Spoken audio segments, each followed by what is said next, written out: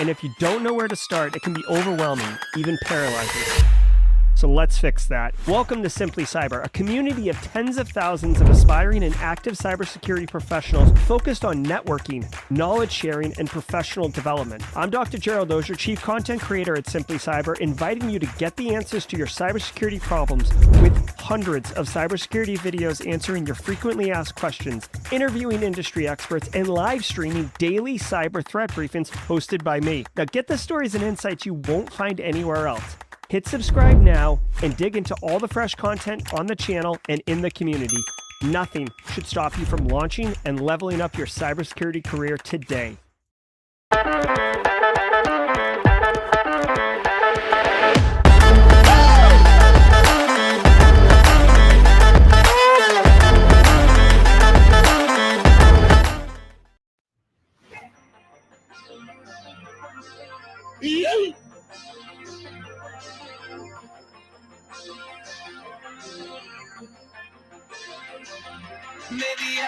All right, everybody. Good morning. Welcome to Monday. Today is Monday, December 18th, 2023. Welcome to episode number 517 of Simply Cyber's Daily Cyber Threat Briefing. I am your host, Dr. Gerald Auger, and over the next 45 minutes, me, you, Simple Man Guitar, Toasty Pops, Not Only IT, Jesse Johnson, Marcus Kyler, and Adam, the Yeet crew, they're all going to be hollering. We're going to be shredding the top cybersecurity news stories of the day, and I'll be giving my expert opinion and analysis on each of those stories on what it means to you as a practitioner. So, like, what can you do with this information? How can you drive cyber risk reduction for your business stakeholders? Or if you're looking to break into the industry, we got you covered. You were going to be asked in any single job interview, and when it happens, you're going to, like, crack up on the inside. How do you stay current on the industry? Guys, it is paramount. If you're in the industry, you know this already, but if you're not, like, let me be the one to introduce you to the concept. Once you get the job, you still got to grind. Like, cybersecurity is constantly changing. There's always new stuff. Threat actors are going to threat act. So we have to stay current in order to be able to be the sharpest tool in the toolbox for our businesses to be safe. So you're going to get asked the question, first of all. Second of all, being here is going to help you because we're going to cover the topics and you're going to learn terminology, concepts, and the networking, like Christopher K. Hall, Ready to Hunt, GL, Marcus Kyler, AD, Tom Bishop. The networking's phenomenal. Everybody, right? Good morning, Nelson Yee. I say it too, to like Tom Bishop. So it's awesome. All right, so settle in, get ready. We got a great show for you. Before we get into the show, though, let me give a shout out and love to the stream sponsor, starting with my good friend, Brandon Poole and his team over at Panoptcy Security. Get a partner who understands your cybersecurity program and your business goals. Listen, if you're operating left of boom, meaning like you're identifying assets, whether it's data, software, hardware, and you're protecting those assets with the controls that we talk about all the time, multi-factor authentication, backups, SecOps, logging, business continuity, backups, right? Like whatever it is, if you're in that phase and you're like holding the fort before right of boom happens, before bad happens on your network, and you want peace of mind, you want to know that you're investing your money in the right way, that you're getting the biggest bang for your buck. That's what Panoptcy Security does. It's not a turnkey SaaS solution. It's literally expertise and knowledge share where they come in, hook you up, high fives all around, get you set up for success on a 6-month, 1 year, 3-year roadmap, whatever it is, and start making those changes instantly. Adrian Space Tacos in the chat with 10 squad memberships. Space Tacos, thank you so much. Thank you so much.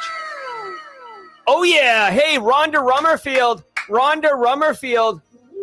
Let's go, Rhonda. Passing that Sec Plus. Congratulations. Love it. Congratulations. That's so dope. Good on you. Hey, guys, want to also tell you about Antisyphon training.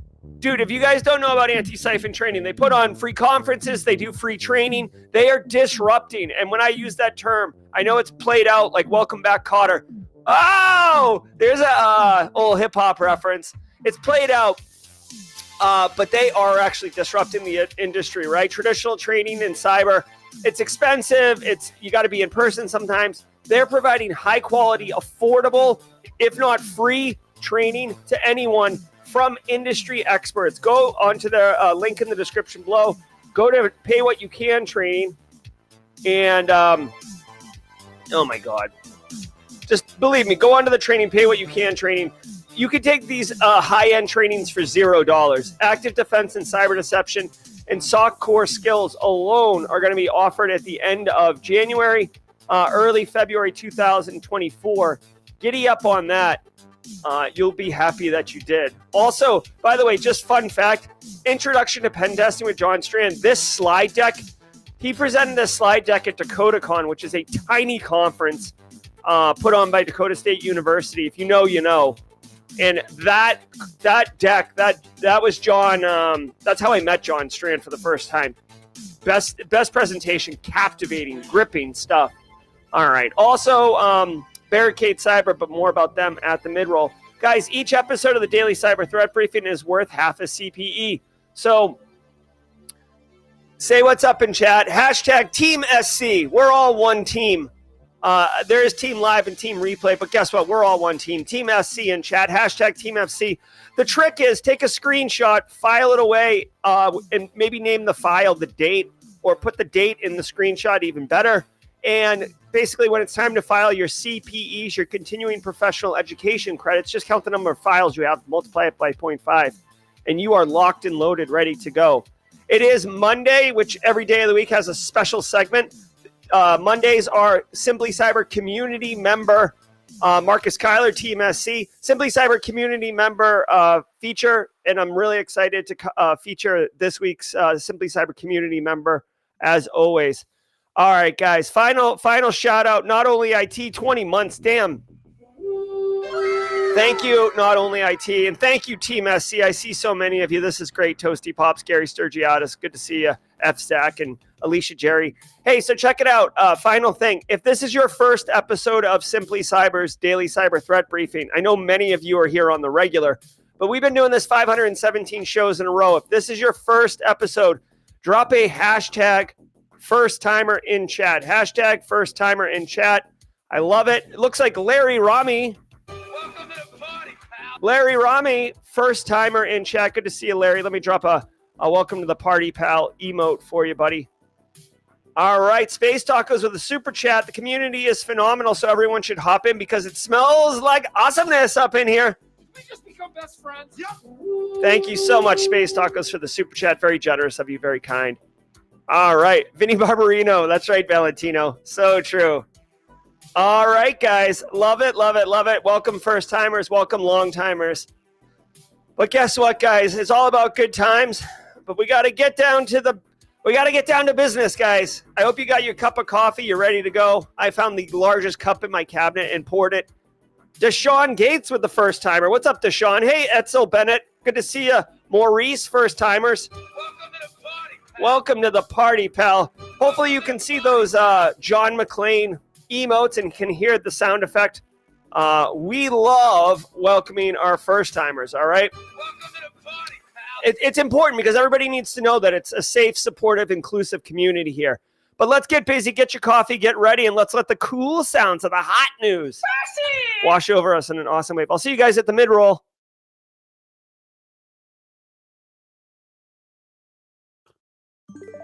All right, feel free to play anytime now. Oh my God. What are we doing here? Hold on. Oh my gosh. What? Why? I can see it. Hold on. All right. Hold on. From the CISO Hey, series, hey! it's cybersecurity headlines. I almost had to take the podcast out back. These are the cybersecurity headlines for Monday, December 18th, 2023. I'm Steve Prentice. Box storage platform suffers outage. On Friday, the cloud storage provider suffered a critical outage that affected all its services, including logins, uploads, downloads, and API calls. Users were greeted instead with a 503 HTTP error. The outage started at approximately 9 a.m. Eastern Time on Friday and was fixed by 1:30 p.m. the same day. Box has not yet announced the cause of the outage, and this is a developing story. I'll give you a hint what the cause of the outage was. I'll do it in emote. All right, so check it out. This site was down for a few minutes. If you don't know what Box is, I do.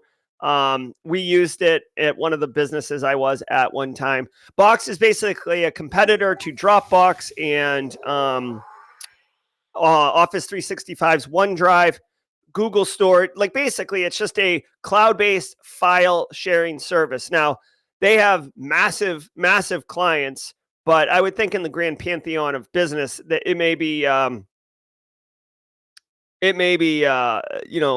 sunsetting for Box here. But basically, guys, critical outage.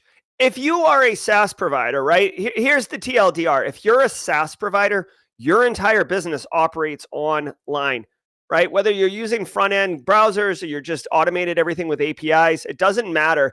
If you are not on the internet, then your business is not in business. It's the equivalent of having a closed sign out front.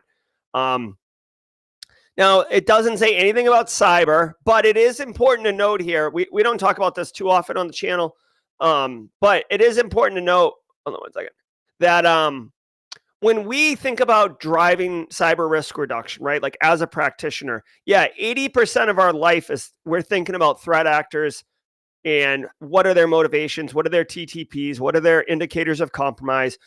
But you also have to account for the other 20%, which can include environmental, like some jackwagon installing an air conditioner above the server rack, which, the air conditioner leaks down on it. There's that. There's, temperature, right? You ever been in a data center? If you've ever been in a data center, they're freezing cold. The reason is because the machines get wicked hot. Air conditioner busts, right? Maybe you installed it in the right place, but it's broken, so it gets wicked hot in there. Parts start having hardware failure due to temperature, right? So we have to think about these other things besides threat actors. And again, they said that they're still investigating what happened. If I had to guess, I would put money that matters. I would bet somebody a nice lunch that this was an engineer, probably, I won't even say a junior engineer, but an engineer. Senior engineers can make mistakes too. An engineer who pushed some type of change, possibly didn't go through change control, and it broke, right? In HTTP status 503, it's like something's broken on the server side. Not that it's not there. That's a 404. A 503 is like something's broken on the server side. And basically, for what it's worth, they did recover quickly. So the TLDR here is even the mighty can fall, right? Facebook, a Fortune 5 company, one time in the last maybe year or two, updated their BGP records and knocked Facebook offline for like a bit, okay? So even the big ones, at the end of the day, there's a human somewhere. The AI overlords have not taken over yet.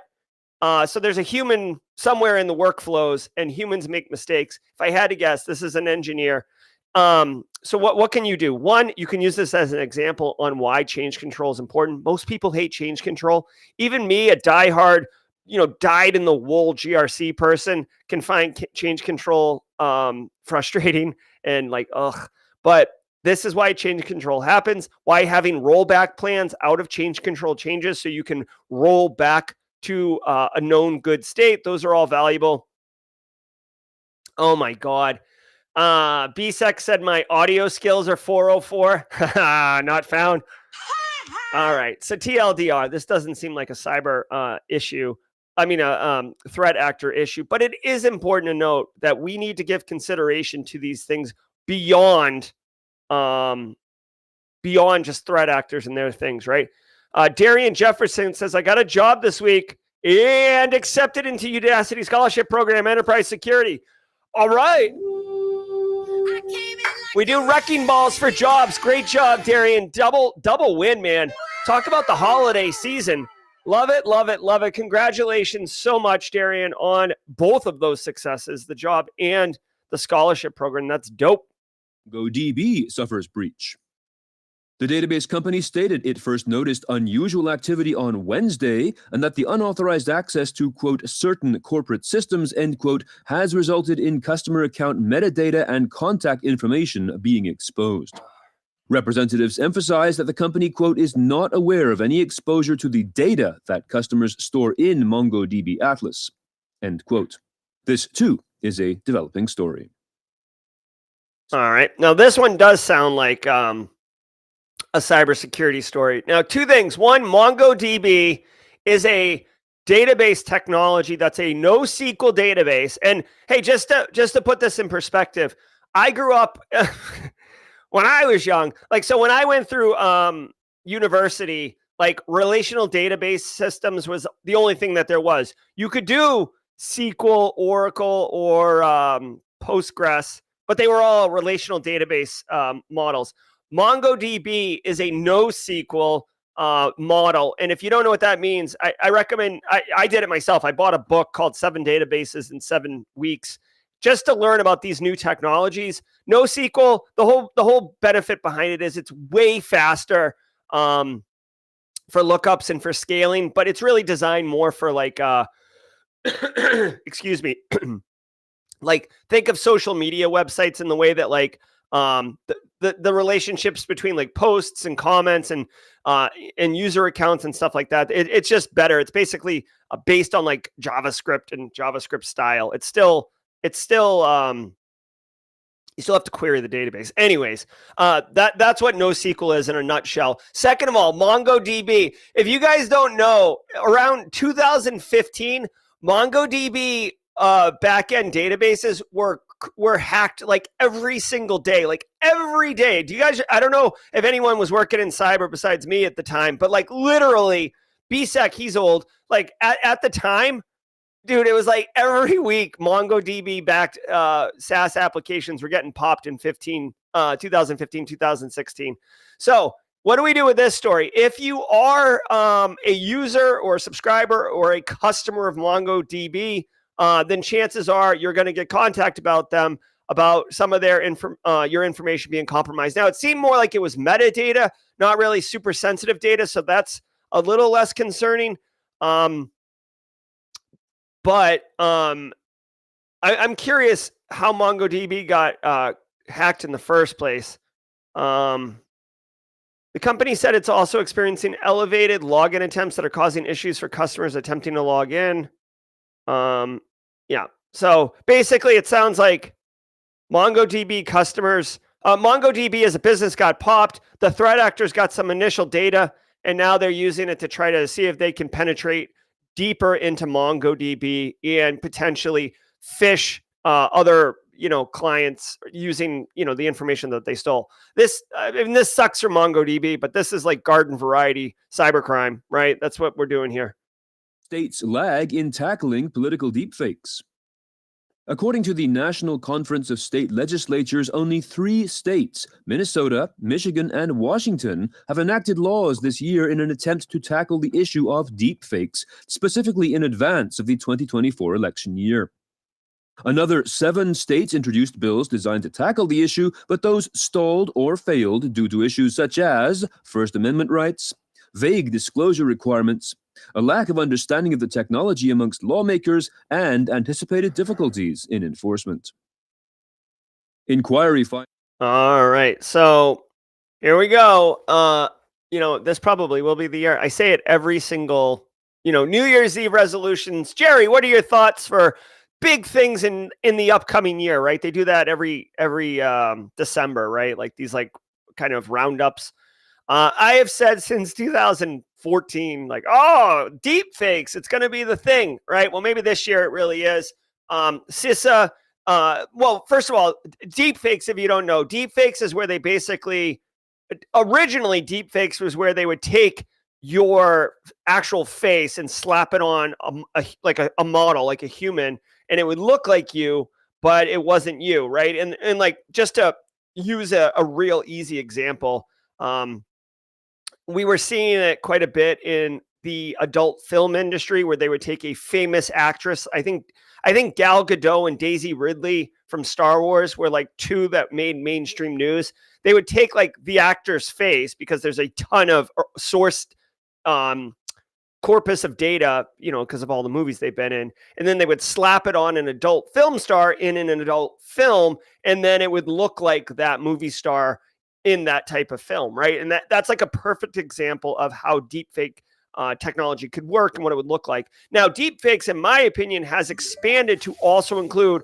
just straight up AI generated content. And we are seeing AI generated. In fact, it's probably easier because AI generated content is just so much faster.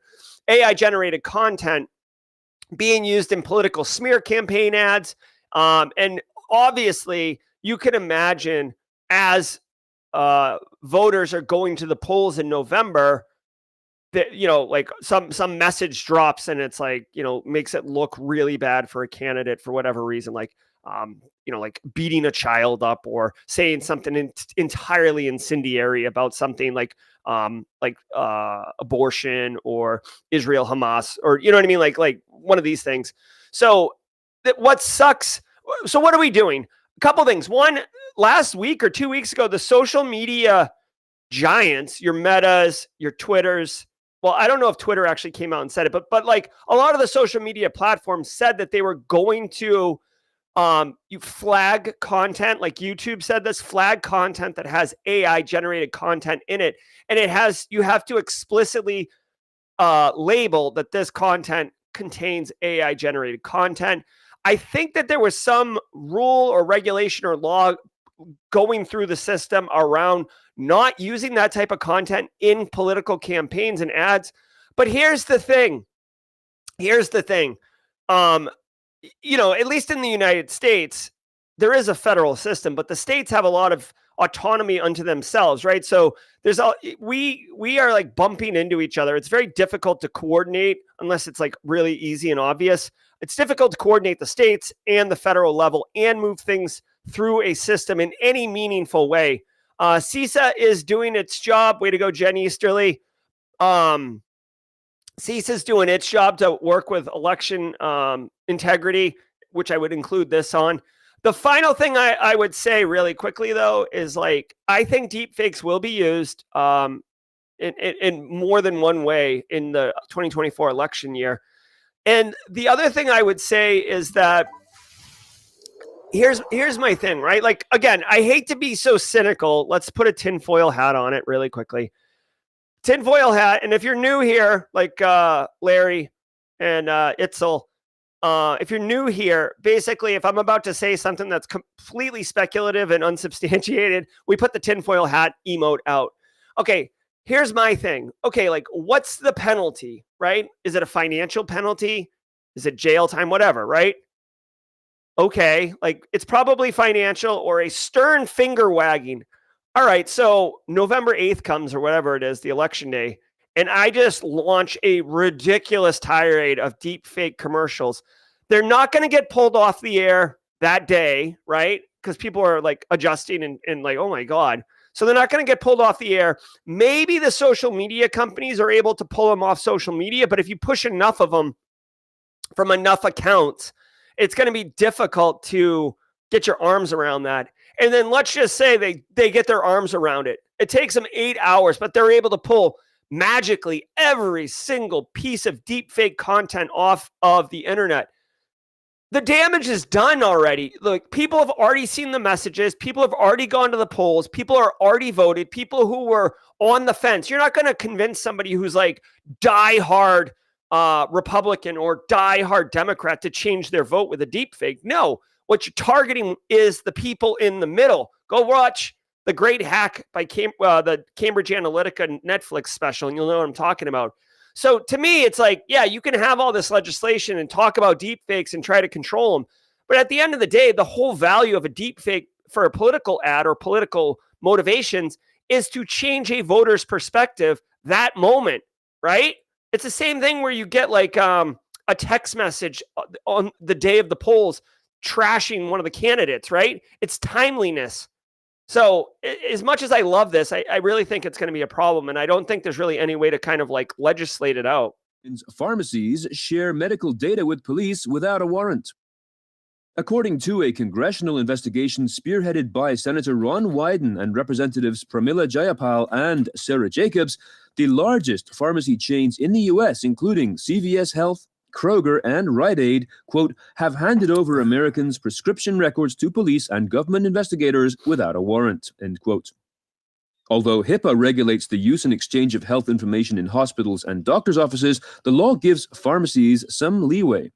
The Washington Post reports that, quote, because the chains often share records across all locations, a pharmacy in one state can access a person's medical history from states with more restrictive laws, end quote. All right. So, somebody get Brady McNulty on the phone, Dr. Brady McNulty, Simply Cyber community member and recovering pharmacist, Brady McNulty. So this shouldn't surprise anything, guys. And if you think HIPAA is going to protect you, you're out of your mind, okay? Pharmacies, large pharmacies, CVS particularly, they said, but I think probably Walgreens and some of these other ones, Rite Aid, they know what your drugs are, right? Like they literally are the ones writing they're the ones filling your scripts, right? So if you're taking some type of I don't know, say you have a schizophrenia, right? I'm just randomly picking a disease. You have schizophrenia, definitely a mental health thing. And you're the medicine for schizophrenia. I'm not a pharmacist, so I'm making some assumptions here, but the medicine for schizophrenia is only used to treat schizophrenia. So if you have a prescription to it, then one can infer you are schizophrenic, right? So that information is private, right? Again, people in Europe must be horrified at the level of not privacy going on in the United States. But pharmacies are going to know they're supposed to protect your data.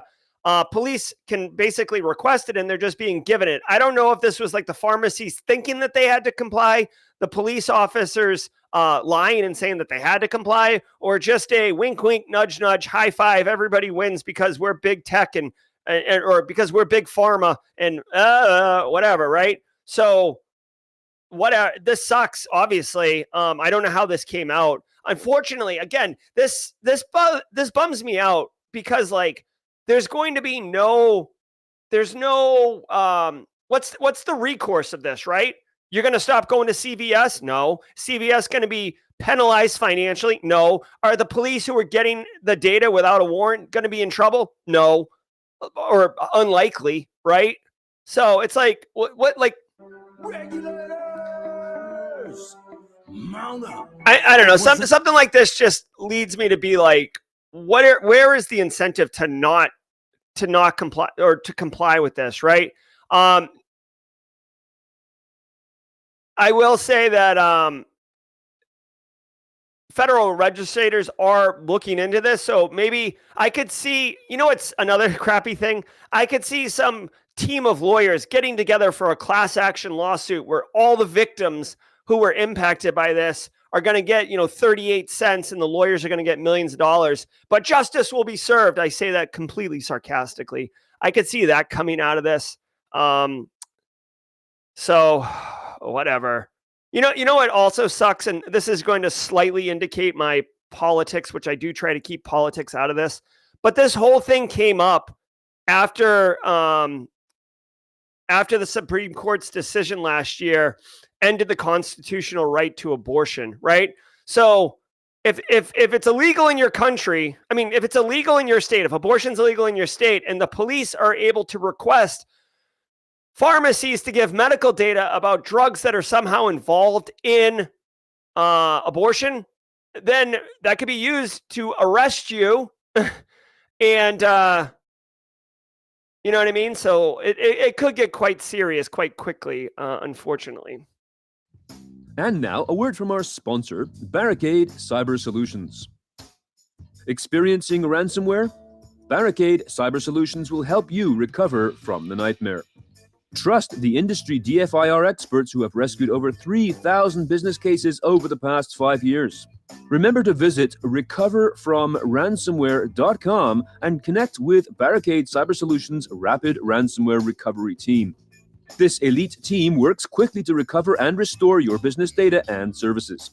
All you need to remember is recoverfromransomware.com. That's all one word, recoverfromransomware.com. All right, here we go, people. Welcome to the mid-roll. I hope you're enjoying yourself. Shout out to Barricade Cyber Solutions. Mods, let me know if the audio is too loud. or my voice is too low. I'm trying to pull the slider down just a little bit. I do have audio. I'm audio inept. I am bad with audio, so I'm trying. So shout out to the stream sponsor, Barricade Cyber. Love Eric Taylor. Guys, if you were here last Wednesday, Eric Taylor guest hosted the show. I appreciate that. I was chaperoning like a dad. Guys, thank you, stream sponsors. Just a reminder, Barricade Cyber has renewed for the entire year of 2024, and Antisyphon training has just dropped all your audio. Oh my God. All right. Listen, I'm gonna get my audio fixed today. Okay. All right. So I'm just not gonna play the song. All right. Actually, you know what I'm gonna do? Check this out. I'll tell you what I'm gonna do. Let's blow out the copyright. Let's blow out the copyright. Okay.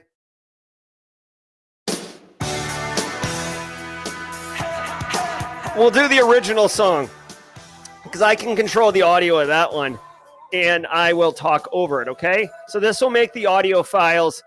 There's a subset of mods, hashtag audio files. Jesse, Base Case, who's asleep right now, and BSEC.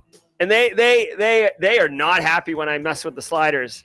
But this one I think is going to work, okay? So check it out. Thank you, stream sponsors, for renewing. And thank you, all of you. Guys, if you're getting value from the stream, hit that simple little like button on YouTube. Why? Because it goes a long way to helping other people find the channel, right? Itzel is a first-timer. Larry is a first-timer. Welcome to the party, pal. The reason that they're first-timers is because they found the channel. They found the channel possibly because you hit the like button last week. You feel me? So pay it forward, hook it up. Let's continue to build this amazing community together. All right, guys, I want to tell you about the Simply Cyber Community Challenge. Big fan of this. Adam Birnbaum is currently holding the baton. Adam Birnbaum, if you're in chat, please tag somebody. Everybody else, if you want to build your professional network in a meaningful way with like-minded, inclusive people, listen up. Go on LinkedIn and search for this hashtag. We made it up. We've appropriated it, and it's a lot. It's working. It's working. All right. Go on, search this hashtag, and connect with the people posting, and comment on their post, and connect with the people in the comments. You're actively going to build your network. You know, like say 10 people at a time, doing it that way, and passively because everybody that comes in behind you is going to be connecting with you because you commented on the post, right? We work as a network. We're like a swarm. We're killer bees. Killer bees on the swarm. Little woo reference there. But check it out. I'm telling you, if you want to spend 5 minutes a day and build a network that's super valuable in 2 weeks, this is one way to do it. Go look at Josh Mason. Josh, if you could drop it in chat. Josh Mason posted on LinkedIn the other day about how networking has worked for him. And he went into very granular detail on how he did it, like the actual humans he connected with and how it led to a job, multiple jobs. Okay. This isn't a video game. I'm not playing. Like, this is legit. This works. This is how you do it. Allow us to help you. James McQuiggan, greetings. He must be flying over Missouri at 35,000 feet.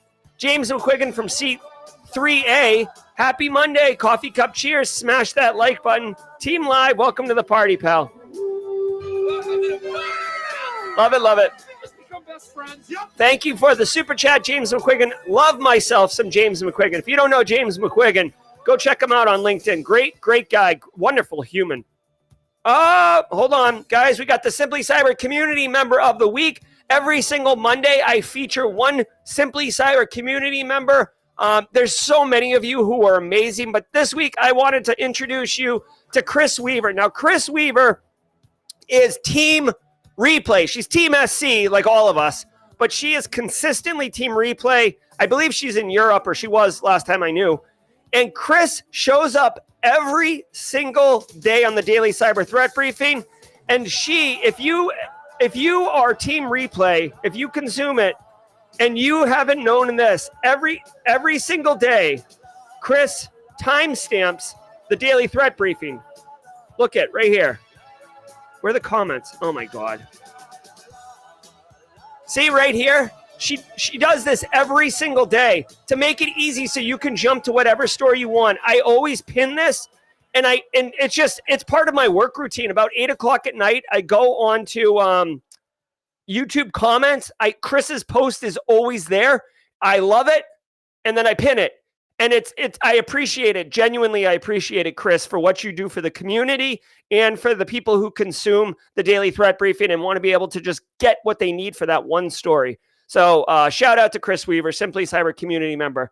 All right, guys, let's keep on rocking and rolling. Another library shuts down due to cyber attack. The latest in a string of library shutdown stories, the Public Library of London, Ontario, a Canadian city of 422,000 people, was forced to shut down its branches due to, quote, a major systems outage, end quote. This comes on the heels of ransomware attacks on two of the biggest libraries in the world, the Toronto Public Library and the British Library. Brett Callow, ransomware expert at Antisyphon, clarifies that, quote, while libraries might not seem like lucrative targets, they often carry the kind of cyber insurance that will pay out ransomware hackers in the event of a devastating incident, end quote. All righty. So much like the box story at the beginning, I went out on a cloud. I went out on a branch and said that this was a human error, network engineer error. This right here, all day, every day, this is ransomware. No doubt in my mind, this is ransomware. All their IT infrastructure is screwed. You can still walk in and take a book out and turn the light on at the desk. Yes, because guess what that is? Not IP enabled. It's, I'm sorry, it sucks. This sucks for this library. Their email, their Wi-Fi, probably the system that enables them to check books out. Is all down. It's all interconnected. Again, this gets into this is when you're protecting from ransomware, obviously there's multiple things you need to do. One of the things, it's a bit more of an advanced, I would argue advanced control. You don't see it all the time, is network segmentation.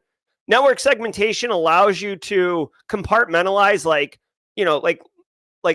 say the HR stuff and then the IT infrastructure stuff like email and file servers, and then your maybe point of sale systems, like where you take credit cards transactions and stuff, and then maybe the system for checking books out, right? Or the LexisNexis to be able to Google other books, stuff like that. The wireless network, right? IoT stuff. It gets more advanced, but network segmentation is one way to control the contagion, basically, from spreading. It doesn't guarantee everything, because if a threat actor is in your business, your network long enough, they can move laterally. If you have crappy configured network segmentation, then it's really you don't have it in the first place. They said that libraries typically have cyber insurance that would make them likely to basically threat actors to get paid. Okay. I don't know. To me, I would not. It's weird. I would never have thought libraries would have been a target.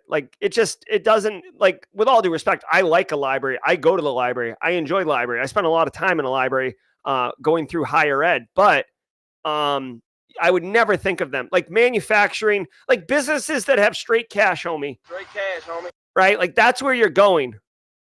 Not a library. I mean, libraries are public services, right? I don't know. I wouldn't expect them to be too good, though. I mean, most public, local, state, municipality type things have crappy security. So there's that. I guess the one thing I would be curious about, obviously, if you work in local government, you should have an uptick in activity around the libraries and the library systems. Maybe send out some additional information to the IT staff about an uptick in activity around library IT infrastructures getting hit. Obviously, you want to make sure, again, another thing that you should make sure is that permissions for user accounts is appropriate, right? If a librarian has domain admin access, which is absolutely ridiculous. But if the librarian has domain admin access, that you should absolutely fix that ASAP. Okay. don't do that. Okay. So uptick in activity, everybody's vulnerable. In fact, hey, here's a final thing that just occurs to me.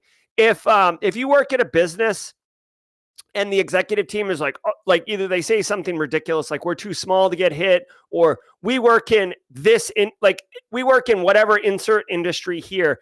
And it doesn't really happen very often, right? We work in retail. It doesn't happen. We work in food and bev. It doesn't happen, right? Point to this story and be like, bro, you think libraries aren't going to get hit? There's a whole string of them up there. I don't know. It makes me think of like Harry and Marv from Home Alone. Like the wet bandits are targeting public libraries. It just seems like an odd target. Seattle Cancer Center held for ransom. That's gross. According to The Record, quote, on Friday morning, the Hunters International Ransomware Group listed the Fred Hutchinson Cancer Center on its leak site, claiming to have stolen 533 gigabytes of data. Known as Fred Hutch, the center is a nonprofit with 8 clinical care centers in the state. It originally issued a statement about the attack on December the 1st. Reports state that the group is also extorting individual patients, sending threatening emails and offering to remove their sensitive data for $50. All right. First of all, you suck, okay?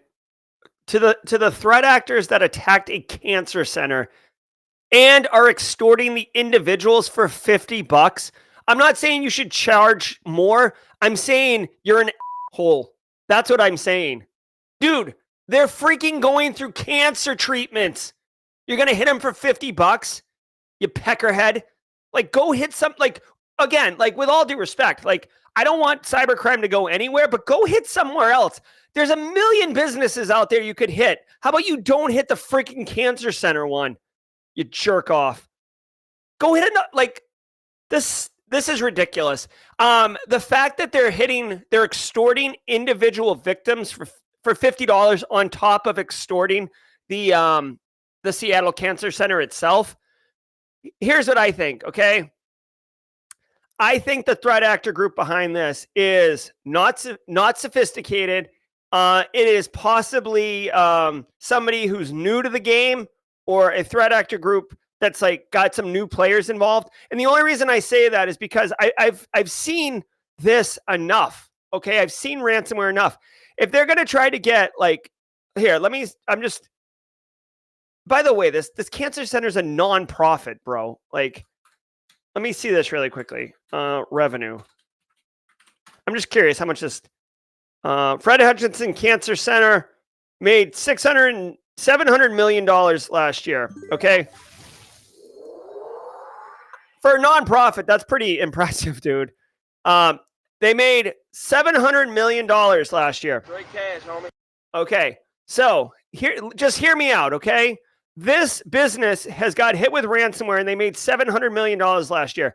If the threat actors charge 1% for a ransom, which by the way is very low, typically threat actors charge between 3 and 7%, okay, of annual revenue. So if they charge 1%, that's $7 million, right? 1%, $7 million. If they charge, like, say they negotiate and they get 1/10 of 1%, which is ridiculous. Okay. 1/10 of 1%. That's $700,000. Okay. Just follow the logic here.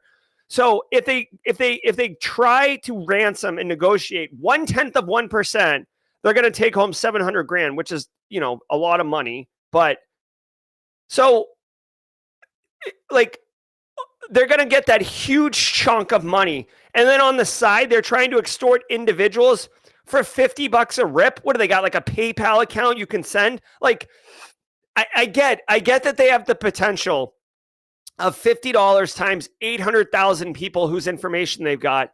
But think about the amount of work that you would have to do to extort 800,000 individual people for $50 a rip. Meanwhile, you're negotiating with a $700 million company. It doesn't make any sense. It's like picking peanuts out of elephant poop. Like, what are you doing? By the way, that's a Lock, Stock, Two Smoking Barrels reference for those who are Guy Ritchie fans. What are you doing? So anyways, because of that detail, it indicates to me that whoever is in charge of that $50 extortion thing, that's a lot of work for not a lot of payoff compared to what they're doing over here. So I suspect that there's somebody who's kind of new to the game being involved with that particular part.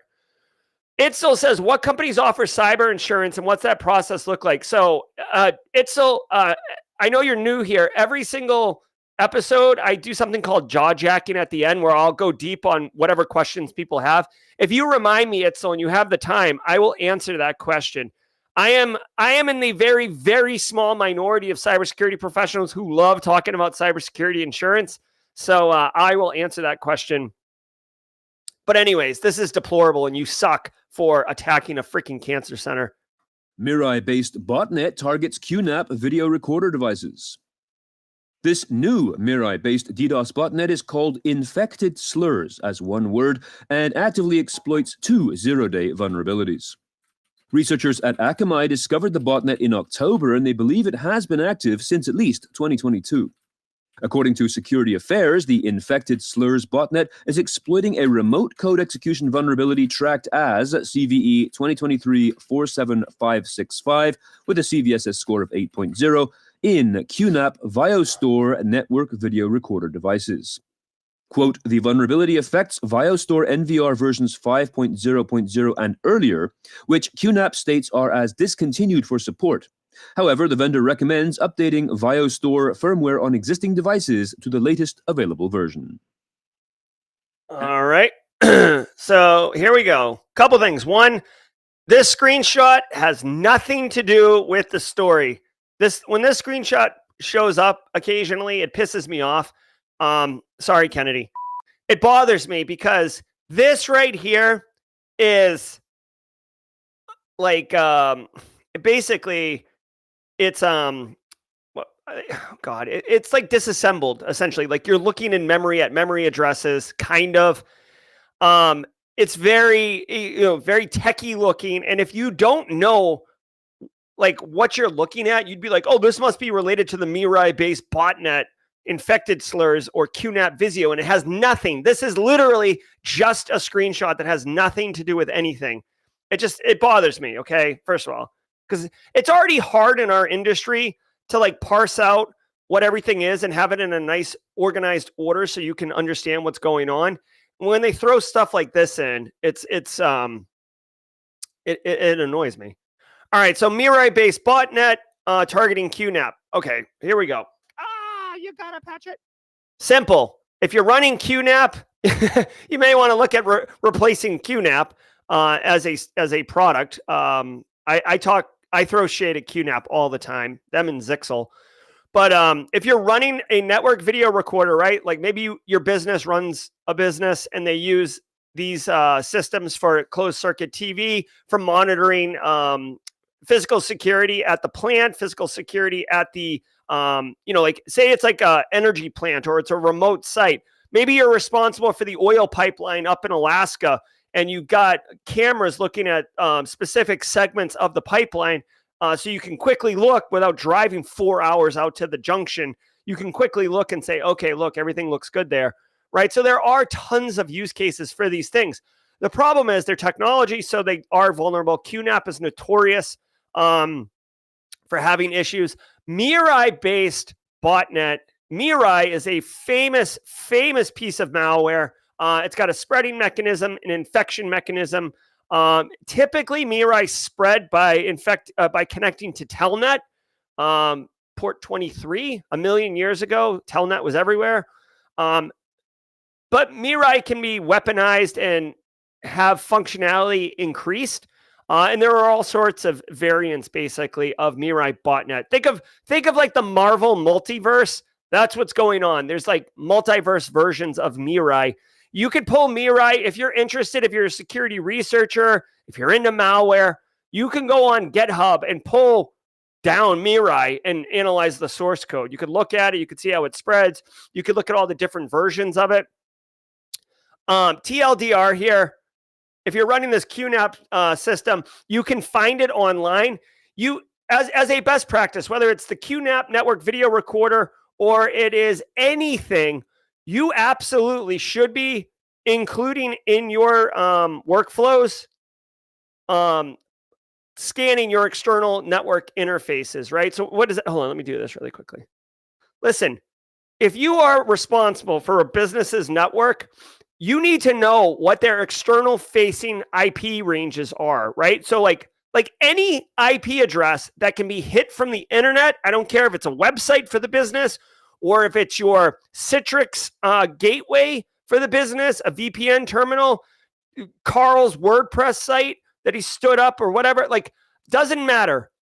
Everything that's internet facing, you should be aware of and scanning with some regularity to know, A, what is there, because jackwagons will add new things, right? So just because you scanned it yesterday and there was like six endpoints, doesn't mean today there won't be 12 endpoints or 10 endpoints, right? Or 4, right? 2 of them dropped off, whatever.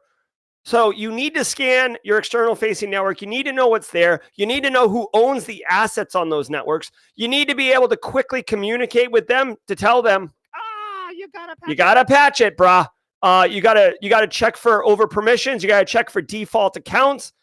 I'm telling you guys, like, before you stand up some mature security operation program, before you do network segmentation, whatever, like for me personally, when I go into a business, right? Like let's say I got hired as the CISO of whatever, like Johnny Five's, Johnny Five, what do you want to make? Johnny Five's manufacturing company, and he's making tank treads, okay? Tank treads and ball bearings, Johnny Five.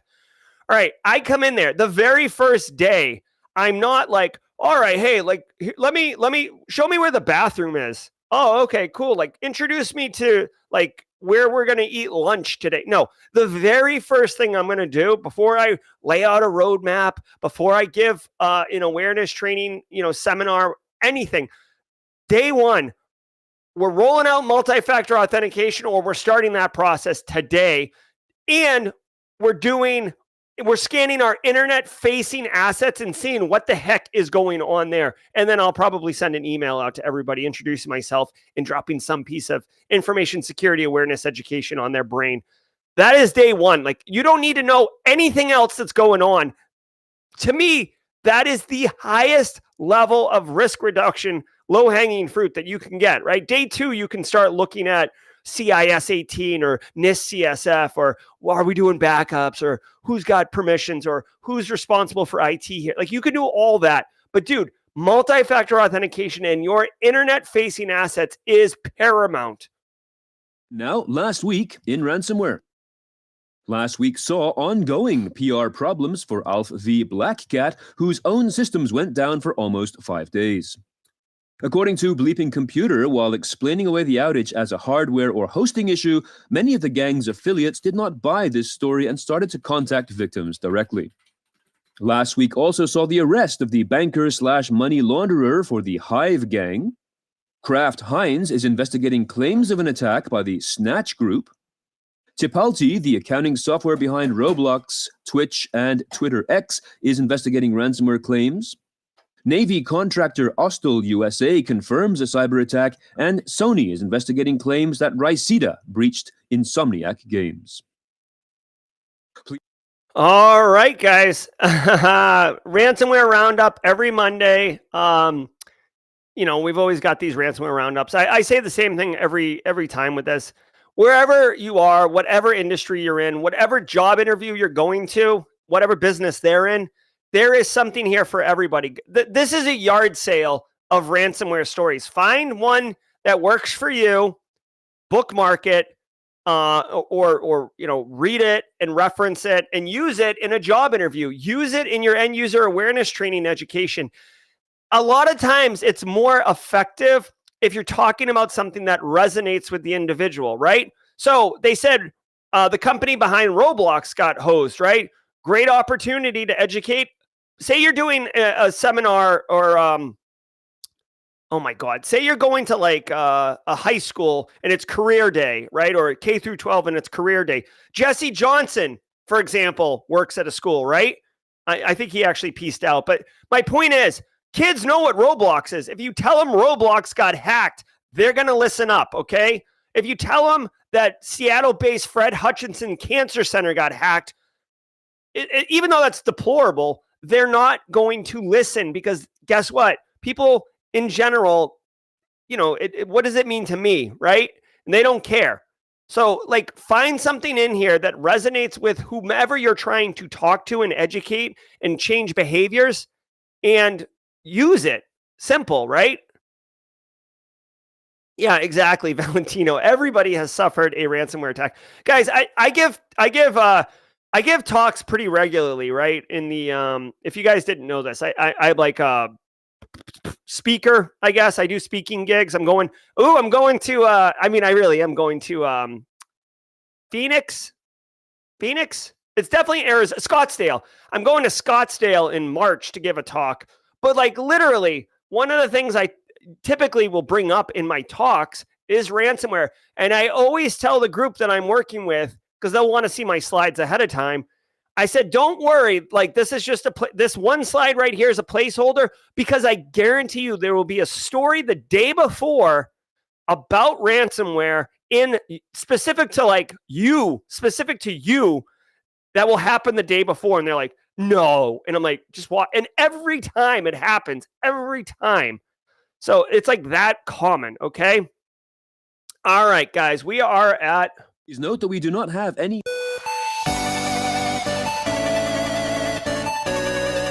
All right, guys, if you are here just for the news, thank you very much. Great show today. It is Monday. I will be doing the daily cyber threat briefing right through the next couple weeks. I will take Christmas Day off, so a week from today, I will not be streaming. I do reserve Christmas Day for my family exclusively.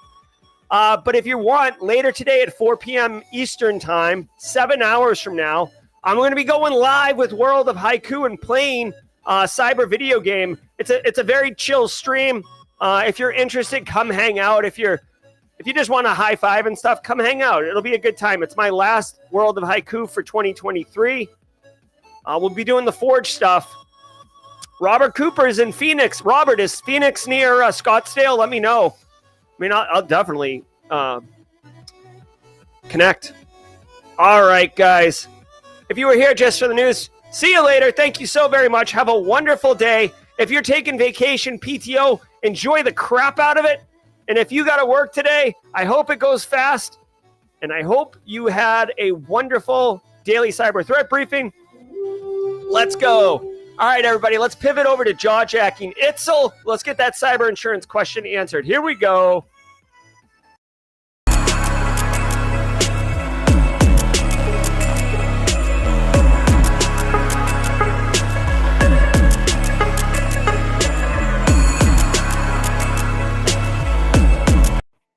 All right, what's up, everybody? Welcome to Jaw Jacking. I'm your host, Jerry Guy. Just straight kicking it with a full cup of coffee up in here. All right, what's cracking, y'all? Hopefully, everybody had a great daily cyber threat brief, and I actually thought it. I kind of woke up late today. Was kind of moving slow. Had some cobwebs in my head. Got the coffee train going, and I thought I actually pulled up pretty well from that. Cool. People are throwing Scottsdale some love. I've never been to Arizona ever, so we'll see how it goes. All right. So Itzel asked a question during the daily cyber threat brief about cyber insurance. Actually, you know what, Itzel? It's hilarious. Literally, Guy Carpenter. The company right here is actually a really big, huge player in the in the insurance market. Just a complete coincidence. I actually went and spoke to them at their annual meeting. Again, I do professional speaking, and I went to their annual meeting in San Diego last year at Torrey Pines, which was gorgeous. And I got to hang out with Boston Rob, Team SC member. Kathy Chambers is in here. When's your interview with Mike Saunders? Did I miss it? No. Mike Saunders' interview is going to be, stay tuned. 1 second, Kathy. Mike Saunders' interview is January 11th, 2024. Mike Saunders, Red Siege, January 11th, 2024. Just so everybody knows, every Thursday at 4:30 p.m., once a week, Thursdays at 4:30 p.m. is when I do my long form guest interviews. This Thursday, we will have Bo Bullock on from Black Hills Information Security. Bo Bullock, he's going to be talking about Graph Runner. It's super dope. That's another thing I'd like to add, just so everybody knows, like as a quality of life thing. I'm going to try to like level up the channel. Like actually Kathy Chambers is going to be helping me with production. I'd love to have like a calendar that's publicly facing, that you guys could just go see who's the upcoming guests and stuff. All right. So cyber insurance, ITSL. There are multiple companies that offer cyber insurance. They're just insurance companies. It's very rare to be like an exclusive cyber insurance company. It's insurance. There's some companies that sell insurance to other insurance companies. It's called, oh my God, there's a term for it. I forget in the insurance industry. But yeah, basically they charge you a premium and, you know, it's like any other insurance. Like there's a deductible, there's a maximum payout, there's annual fees. And the final thing I'll say about cyber insurance is, there's first party insurance, third party, right? Like, so like, let's say that we use Box, right? Box was the first story in the news today, and Box had an outage, right? Well, if we use Box as part of the way we deliver service to our customers, we are impacted by that supply chain. We had the best security in the world and we are unhackable, but we depend on Box and Box got compromised. You know, it sounds like they self-inflicted it, but my point is that would be a third party thing. So you could actually claim an insurance claim on that as well. So cyber insurance is fascinating. Back in 2015, there was like a gold rush where you like anyone and everyone could get cyber insurance, no questions asked. In 2023, the premiums have gone up. And cyber insurance companies won't even look at you if your information security baseline is terrible, right? So if you don't have multi-factor authentication, good luck, because they are not interested in taking you on. You are radioactive. All right, let's keep the train going. What is the difference between regular speaking and professional speaking? Straight cash, homie. Yeah, exactly, FSAC. Yeah. Straight cash, homie. Yeah. So professional speaking is getting paid. So I do talks all the time, right? I'll jump on a podcast or Black Hills Information Security. I've worked with ACI learning. But basically, sometimes I charge and sometimes I don't. Here's the thing. You got to remember this. Like, I only have so many hours in the day, right? So if you want me to come talk to your membership or your constituency or like your business, right? Like I went and talked to, holy crap. What, I can't believe I can't think of this company's name. Raymond James, right? So recently I went to Raymond James down in Tampa and I spoke to their workforce, right? Raymond James, huge financial services company, really, really cool company. I like what they're doing, but this was like a massive, speaking thing, right? So to get me to get on the plane, leave my family, stop working on all the other projects I'm doing and come there, there's a fee associated with it. And that's just, standard practice. Everybody knows that, right? So that's what professional speaking is. I try to do one professional speaking gig a quarter. That's kind of what I do. And it helps offset costs. I get to meet cool people. I don't always charge. Right? If I was going to go, like, say I'm going to go speak to a high school, right? For, like career day. I'm not charging them. Like I'm super pumped to share with them. All right. Let's keep looking at chat. Percy, 100K before end of year. I don't know what that means. All right. Chris Young, what's the first place to start learning how to scan internet-facing IP addresses of a company network? Is it Wireshark? No. So Chris Young, what I would say is Shodan Monitor. No need to reinvent the wheel. Check this out. If you go to monitor.shodan.io, there we go. Monitor.Shodan.io. I just dropped it in chat. This is an entire service that Shodan actually puts in place already. And I use it. I love it. It's already actively scanning your internet, your network facing devices, so you can get intel on this, right? You're doing this for a business, so they should have budget. I think it's like $50 a year. I mean, it's ridiculously cheap. Okay, so that's fine. You could also, if you want to do it on a budget, you could download OpenVAS, which is a open source vulnerability scanner. And you could scan those IP addresses if you wanted to do that. That's also an option. Yep. So BSEC says you can use Nmap. If you're familiar with Nmap, Network Mapper, that's a seminal tool in our industry. You could literally just point it at that, give it an IP range, and see what comes back. Oh, L Downing talking about 100,000 subs. Let's take a look at that. I haven't been really following. Haven't been following it. Will Reed doing some professional speaking in the future. Cool. Get after it, Will Reed. Also, Will Reed, thanks so much for always all caps yelling, smash that like button. All right, guys. The channel, we're at 89,000 subs right now. We have 4,500 subs in the last 28 days. So I don't think we'll make 100,000 by the end of the year. That would be bananas to get 10,000 in 13 days. We're averaging like 4,000 in 30 days. So it would be a significant jump.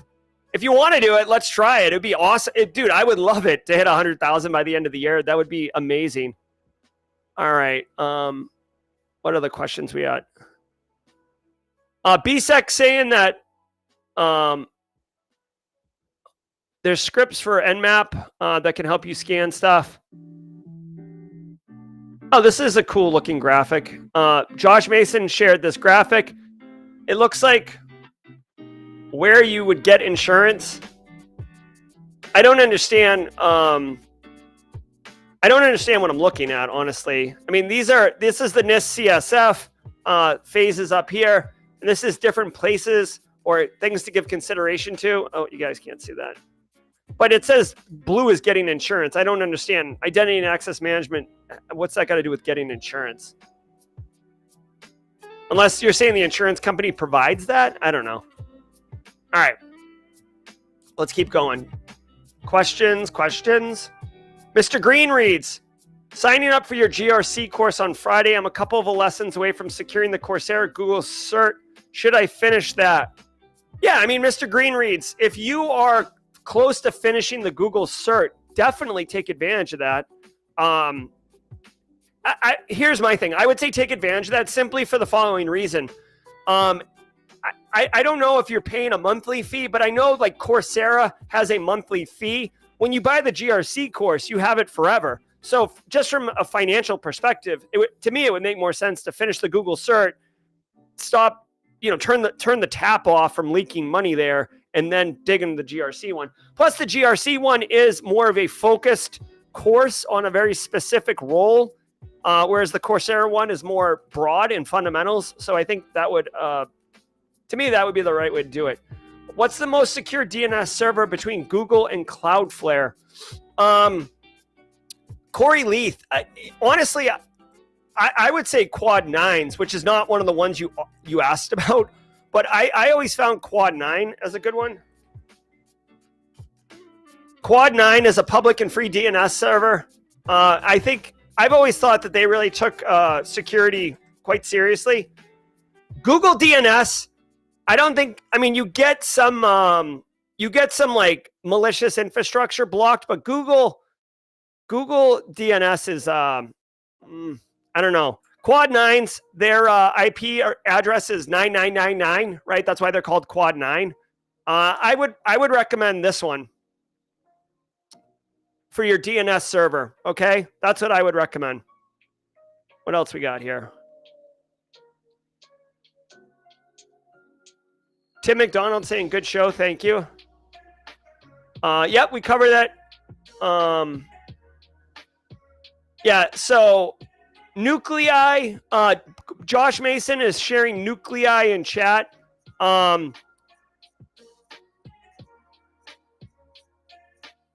Is this nuclei right here? I can't tell. Is this nuclei? Every single pen tester uses nuclei. I 100% agree with this. You see Jason Haddock's talking about nuclei pretty regularly too. I would argue nuclei, like I don't know how to use it, and I want to. As soon as I finish Cyber 101, there's a whole bunch of stuff I want to get into, and learning nuclei is, coincidentally one of those things. All right, what else we got here? Lazaro, our recently employed Lazaro. Once I finish my PJPT, I'm stuck between Blue Team Labs 1 and Hack the Box Defense Security Analyst. Both have a focus on differ. Which one would you recommend? Ooh, that's a good one. I think they're both going to be good. Lazaro, I haven't evaluated either one, but what I would say is I've heard good things about Blue Team Labs or BTL. I've heard good things about that. Hack the Box is a major player, but they've always been focused on offensive security, and now they've recently introduced defensive. So I don't think you can really go wrong with either of them, frankly. It might be more about how much time do you have, how much does it cost. Sorry, I wish I had more answer on that one. Anyone in chat who's taken BTL1 or Hack the Box Defense Security Analyst have some thoughts for Lazaro? Would be nice to get your feed here. Eric Taylor recommends Cloudflare for DNS. Tony Parrish, any suggestions for professional cybersecurity orgs such as ISA, etc.? So Tony, I will say James McQuiggan is a member of ISC Squared, the Orlando chapter, and he talks it up quite a bit. I know ISACA, if you're into GRC space, I like the ISACA CISA and CISM certifications, and I think ISACA is pretty good. So, again, I don't really know. I never really took advantage of those membership opportunities myself. While Tony Parrish is in chat, though, Tony, can you confirm whether or not you received your prize from the 500th episode? I've been thinking about you, which I know sounds weird, but you had mentioned not receiving your Pact book a couple weeks ago, and we reached out to Pact. I want to make sure that everybody that won a prize on the 500th episode did in fact receive their prize. Shout out to Josh Mason, who helped quite a bit. Josh did with delivering those prizes. But Tony Parrish, let us know in chat if you got your prize. I want to make sure or follow up. Deshaun Gates says, where can I go to get better understanding of networks? I'm taking the Google cert right now, but I want more information on the side. All right.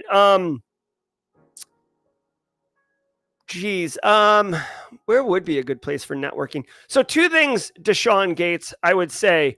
One is malwaretrafficanalysis.net. Now, this isn't going to teach you like network protocol. Well, this website right here is a collection of exercises with network packet captures.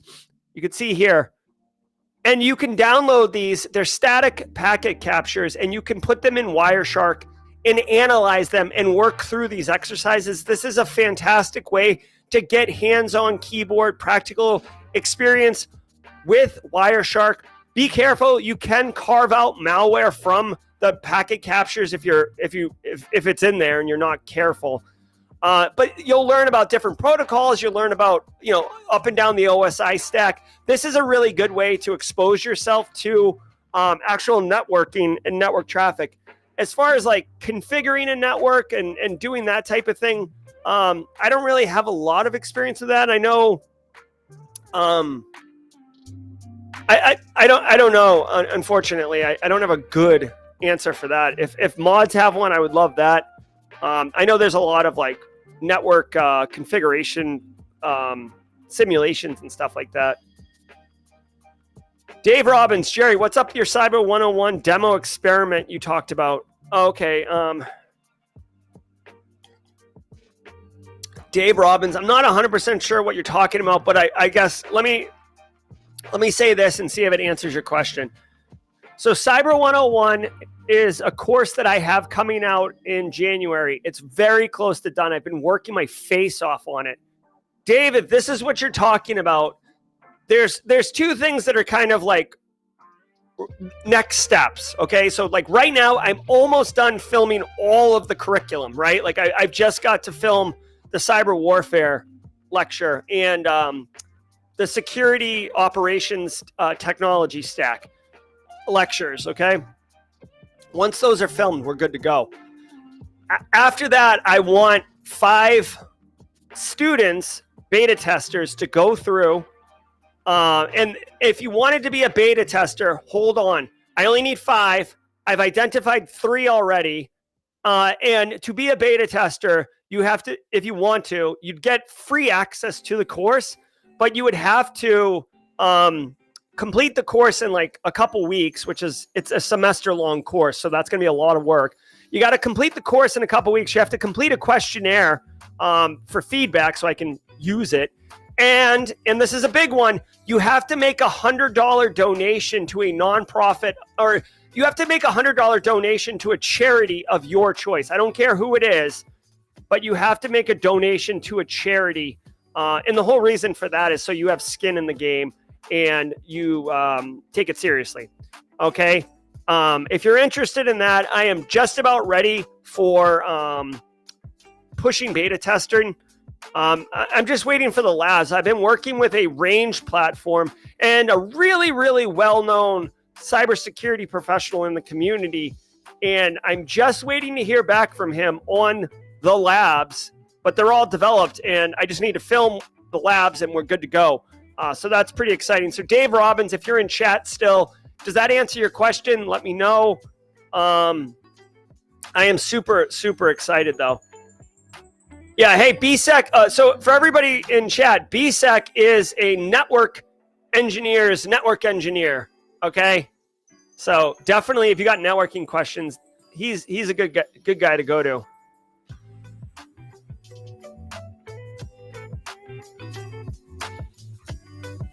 All right. Jenny Housley, okay. Justin Rober, thank you for letting us know. Know this, guys. If you want a prize, we are not forgetting you. It wasn't a freaking, it wasn't like a joke or a scam. Like we had the prizes and we delivered the prizes, and we're working with third-party supply chain to get prizes out to all the recipients. So just know that, okay?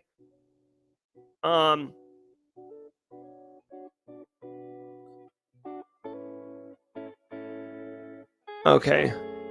Nerman Zlatnovich with the super chat. Did we just become best friends? Yep. Hello, Dr. Auger. What are your thoughts about Tytos framework? I don't know about Tytos framework, but let's do this in real time. Here we go.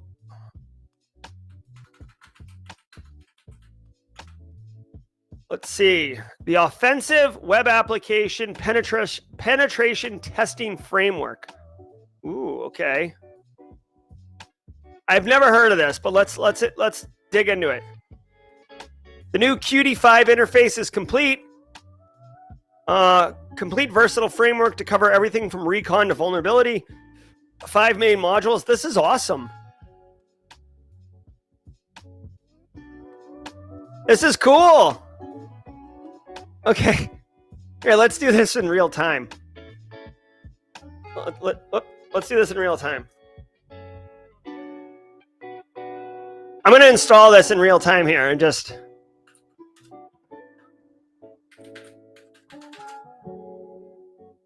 all right, so I've already run into some issues installing.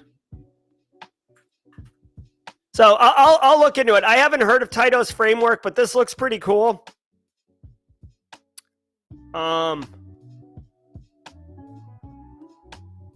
Cool. All right. There it is. We just built it. There we go. Looks clean. I like it. I like it. Can I guess I'm not going to play with it right on stream here, but it does look cool. If I had an IP address, I would. All right, I'll look into this later. But thanks for sharing that. Oh, here we go. Is there a known website I can attack? I mean, not attack, but like, I'm trying to think of. I would do Simply Cyber, but I host it on Wix, and they don't like that because it's like I'm attacking Wix. We'll look at this later. Okay, I'll play with that later. All right, but yeah, hey, shout out to Nerman on this Tydos framework. It looks cool. Definitely worth investigating. Thank you. Lazaro talking up Let's Defend. Loves it. Very cool. Hey, just so everybody knows, Chris Young and others are doing the GRC Analyst Masterclass Study Hall, GRC Study Hall. Chris Young, if you can drop in chat when you are meeting and the frequency with which you're meeting. If you're a member of the GRC Analyst Masterclass and you would like to connect with other students and, you know, help each other and talk and everything like that, inside of Discord, there's a GRC Study Hall.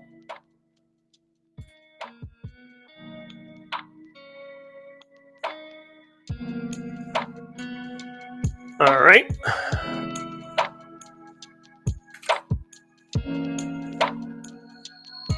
All right, cool. All right. Chris Whitlock. Yes, Chris Whitlock is there too. I will not be attacking Google. All right. Hey, so Chris Young says, this is a question for BSEC. Any advice for retaining info on Network Plus cert? Lots of new information, very dizzying. I mean, this is a question for BSEC, but if it were me, I mean, just time in the saddle, you know, just exposure, keep doing it. All right. Let me have a sip of coffee. All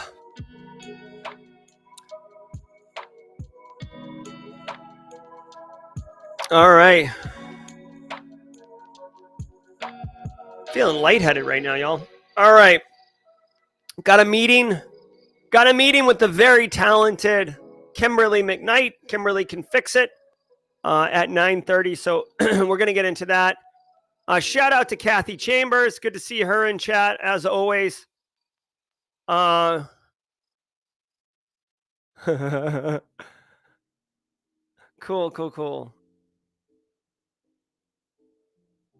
All right, guys.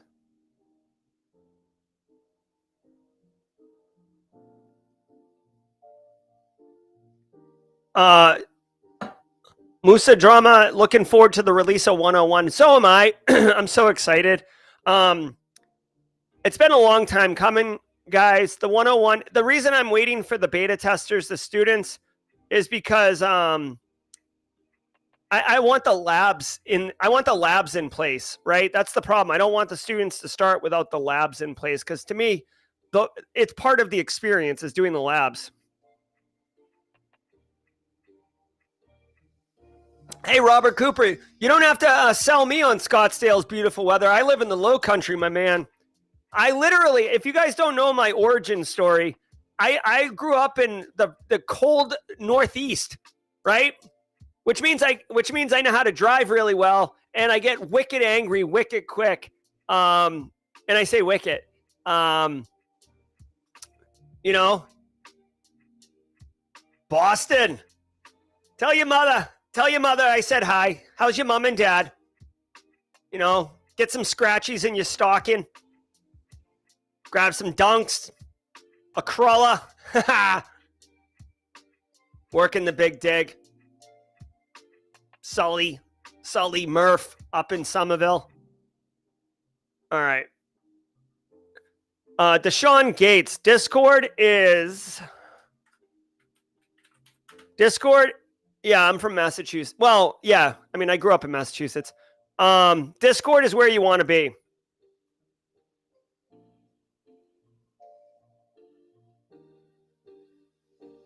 All right.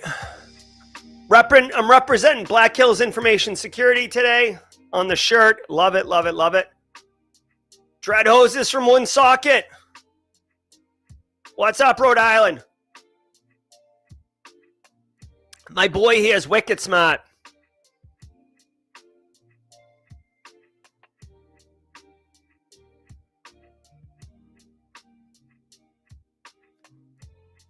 Oh, Chris Whitlock. No, I mean, hey, no disrespect to South Dakota, but that's not my jam.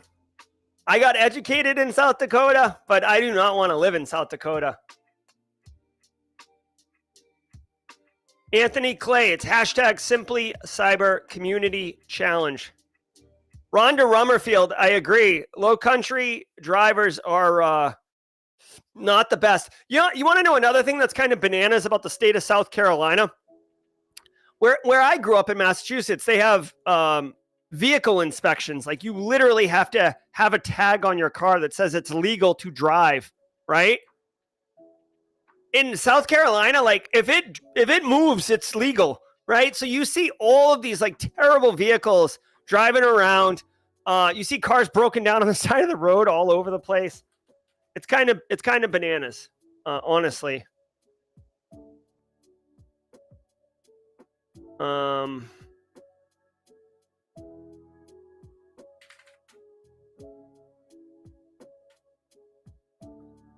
Oh yeah. This is absolutely. So if you guys don't know, I'll drop this link in chat. This is my favorite. It's actually seasonal too.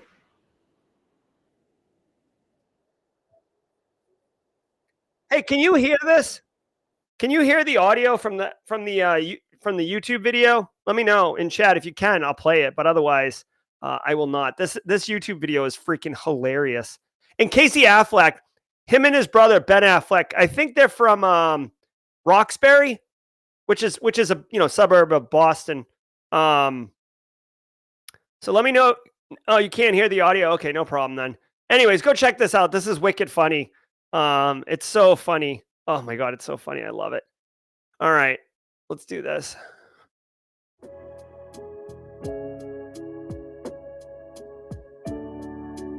You have to hear it because it's the best. All right, guys. I'll be back at 4 p.m.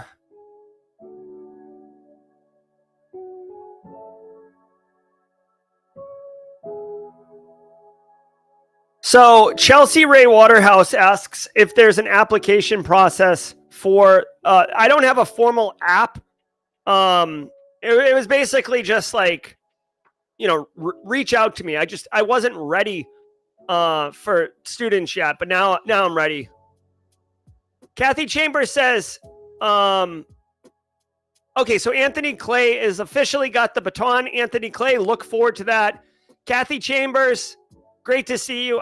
Guys, to say I'm excited about getting to work with Kathy Chambers in 2024 would be a gross understatement. I am beyond excited to work with Kathy Chambers in 2024. It's going to be epic.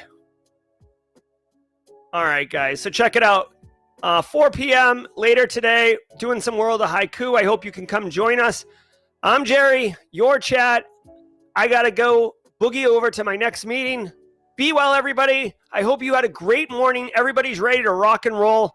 Happy holidays. Be safe. And until next time, stay secure. Everybody, I hope you enjoyed that content. Keep the cybersecurity train going by connecting with the other Simply Cyber community resources. We have the Discord server that's lively and always keeps the conversation going. You can connect with me directly on LinkedIn. And also every single weekday morning on the Simply Cyber channel, we're doing live daily cyber threat briefings, 8 a.m. Eastern time, as well as Thursday at 4:30 p.m. We're doing live stream interviews with industry experts, and we produce videos that we push out every Wednesday morning. I'm Jerry from Simply Cyber. I hope you enjoyed the content, and we'll see you in the next one.